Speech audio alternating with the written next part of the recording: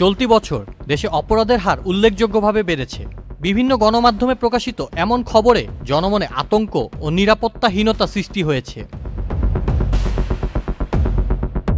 প্রধান উপদেষ্টার press wing 14 July এক বিবৃতিতে জানায়, 2024 সালের সেপ্টেম্বর থেকে 2025 সালের জুন পর্যন্ত সরকারি অপরাধ পরিসংখ্যান বিশ্লেষণে দেখা যায়, চলতি বছর বড় ধরনের অপরাধের সংখ্যা উল্লেখযোগ্যভাবে বেড়েছে এমন দাবি সঠিক নয়। পুলিশ সদর দপ্তরের তথ্য অনুযায়ী গত 10 মাসে বড় ধরনের অপরাধের প্রবণতা স্থিতিশীল রয়েছে। বিবৃতিতে আরও বলা হয়, পরিসংখ্যানে বড় ধরনের অপরাধের দ্রুত বাড়ার কোনো লক্ষণ নেই। বাস্তবে বেশিরভাগ গুরুতর অপরাধের হার কমছে বা একই পর্যায়ে রয়েছে, তবে কিছু নির্দিষ্ট অপরাধের ক্ষেত্রে সামান্য বৃদ্ধির প্রবণতা লক্ষ্য করা গেছে। বিবৃতিতে অপরাধ পরিসংখ্যানের দুটি তালিকাও প্রকাশিত হয়। পরিসংখ্যান অনুযায়ী 2024 সালের সেপ্টেম্বর মাস থেকে 2025 সালের জুন পর্যন্ত 10 মাসে 610টি ডাকাতি, 3554টি খুন ও 4105টি ধর্ষণের ঘটনা ঘটেছে। 10 মাসে মোট রুজুকৃত মামলার সংখ্যা 1,44,955টি।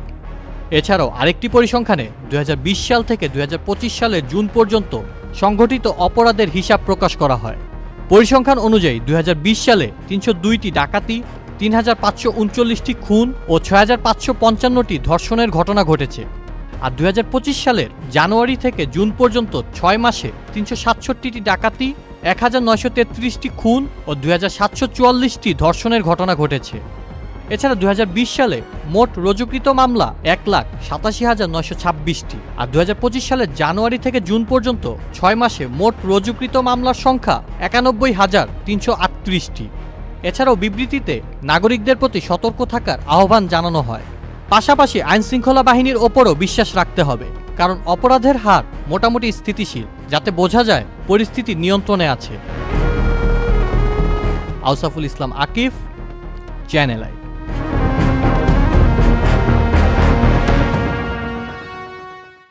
বান্ডেল থাকলে প্রতি সেনমানিতে টাকা বাঁচবে। বিকাশ সেনমানি বান্ডেল কিনে জিতুন প্রতি লেনদেনে। শুরু হয়েছে Standard Chartered channel I agro অ্যাওয়ার্ডের 10ম আয়োজনের মনোনয়ন গ্রহণ। এবার নতুন ক্যাটাগরি বছরের সেরা ছাদ কৃষক সহ মোট 13টি ক্যাটাগরিতে পুরস্কার প্রদান করা হবে। মনোনয়ন গ্রহণ চলবে আগামী 15 জুলাই 2025 তারিখ পর্যন্ত। বিস্তারিত জানতে ভিজিট করুন www.agroaward.com এবং ফোন করুন 018737000556 এই নম্বরে।